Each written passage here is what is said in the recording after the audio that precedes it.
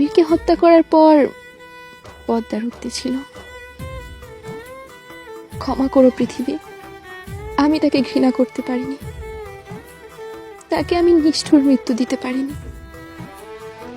যার হাতের 5টি আঙুল আমার নির্ভরতা, যার বুকের পাঁজরে লেগে থাকা ঘামের গন্ধ আমার সবচেয়ে প্রিয়, যার উষ্ণ ঠোঁট আমার প্রতিদিনের অভ্যাস, যার এলোমেলো চুলে আমি হারিয়ে যাই বারংবার, যার ভালোবাসার আহ্বানে সব কিছু তুচ্ছ করে ছুটে চলে যাই, যার মিষ্টি সোহাগে অন্য জগতে হারিয়ে যায়, তার কষ্ট আমি কি করে সহ্য করি?